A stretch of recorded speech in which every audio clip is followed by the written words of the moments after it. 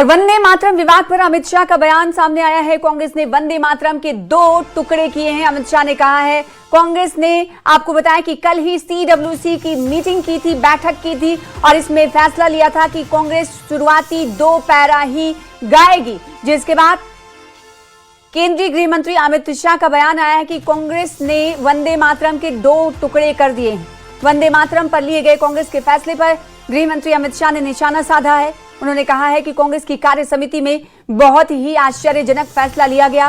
कांग्रेस का महान वंदे मातरम गीत के 2 ही छंद गाने का फैसला तुष्टीकरण की राजनीति है, ये गृह मंत्री अमित शाह कह रहे हैं। साथ ही साथ गृह मंत्री अमित शाह कह रहे हैं कि वो पूरे देश को याद कराना चाहते हैं कि 1937 में कांग्रेस पार्टी ने मुस्लिमों को खुश करने के लिए वंदे मातरम के 2 टुकड़े करके देश के विभाजन की नींव डाली थी। वहीं से 2 राष्ट्र के सिद्धांत को ताकत मिली, वहीं से देश का विभाजन हुआ और पाकिस्तान का जन्म हुआ। यहाँ पर यह बताना जरूरी है कि कल ही CWC की बैठक हुई और CWC की बैठक में यह फैसला लिया गया कि वंदे मातरम के सिर्फ 2 शुरुआती जो पैरा हैं वो ही गाए जाएंगे। और इसके पीछे की वजह बताई गई कि 1937 में जो कांग्रेस ने फैसला लिया था उस फैसले का हम पालन करेंगे। और वो फैसला दरअसल उस वक्त बनाया गया था 1937 में, जब ये कहा गया था कि हम 2 पैराग्राफ 2 मिसरे ही 2 छंद ही 2 पैरा ही गाएंगे। तो इस पर अमित शाह ने क्या कुछ कहा, एक बार आपको सुनाते हैं। कल कांग्रेस पार्टी की कार्य समिति ने एक आश्चर्यजनक और देश विरोधी फैसला लिया है। उन्होंने अपनी पार्टी के 37 के रिजोल्यूशन को फॉलो करते हुए महान वंदे मातरम गीत के 2 ही छंद गाने का फैसला किया है। मैं इस समय पर पूरे देश को याद कराना चाहता हूं कि 1937 में कांग्रेस पार्टी ने मुस्लिम अपीसमेंट के लिए वंदे मातरम के 2 टुकड़े कर देश के विभाजन की नींव डाली थी और वहीं से 2 राष्ट्र के सिद्धांत को ताकत मिली थी और अंततोगत्वा देश का विभाजन हुआ और पाकिस्तान का जन्म हुआ था। आज कांग्रेस पार्टी 1937 का अपनी पार्टी का रिजोल्यूशन मान रही है और पार्लियामेंट के एक्ट को नकार रही है। मुझे तो बड़ा आश्चर्य है, श्री राहुल गांधी की नेतृत्व में कांग्रेस पार्टी फिर एक बार इस देश में तुष्टीकरण की राजनीति को पुरजोश तरीके से आगे बढ़ा रही है। मैं देश की जनता को अपील करना चाहता हूं कि एक बार इस देश ने गलती करी थी वंदे मातरम के 2 टुकड़े होने देने की और एक गलती के गंभीर परिणाम हमने भुगते हैं। अब देश की जनता एकजुट हो और कांग्रेस पार्टी के इस फैसले के खिलाफ आवाज बुलंद करे कि अब इस देश में तुष्टीकरण की राजनीति नहीं चलेगी। तो कांग्रेस का फैसला देश विरोधी है।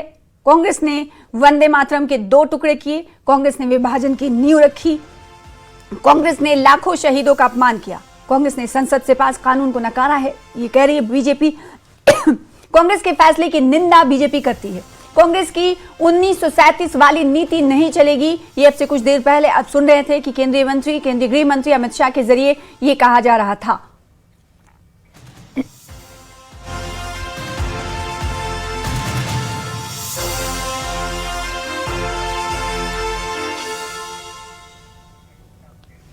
तो वहीं वंदे मातरम को लेकर सियासी घमासान तेज हो गया है। कांग्रेस के पूरे वंदे मातरम के बजाय शुरुआती 2 छंद 2 पैरा गाने के फैसले पर बीजेपी ने कड़ा विरोध जताया है। बीजेपी अध्यक्ष नितिन नबीन ने कांग्रेस के इस फैसले को भारत माता की पावन वंदना और उन हजारों बलिदानियों का अपमान बताया है जिन्होंने वंदे मातरम को अपनी चेतना में रखकर देश के लिए बलिदान दिया। वहीं केंद्रीय मंत्री किरण रिजिजू ने भी कांग्रेस पर पलटवार करते हुए कहा कि वंदे मातरम को लेकर कानून बन चुका है और ये किसी पार्टी या धर्म का गीत नहीं बल्कि देश का राष्ट्रगीत है। वहीं केंद्रीय मंत्री गिरिराज सिंह ने भी कांग्रेस और विपक्ष पर पलटवार किया।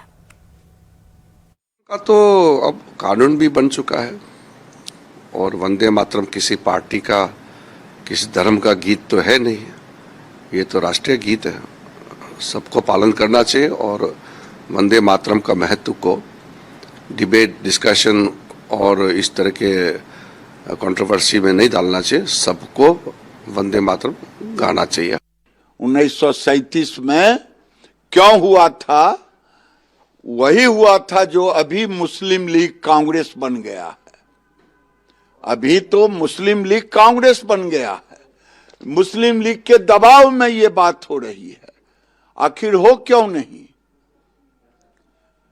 ये कांग्रेस गांधी जी का कांग्रेस नहीं है, ये सोनिया गांधी जी और राहुल गांधी जी का कांग्रेस है। ये सोनिया गांधी लाख कुछ भी कह ले देश के लोगों के सामने, लेकिन जो सोनिया गांधी 15 साल तक शादी के बाद भारत की नागरिकता नहीं ली हो, उस सोनिया गांधी को भारत से क्या लगाव होगा? ये संविधान विरोधी इस प्रकार का निर्णय है।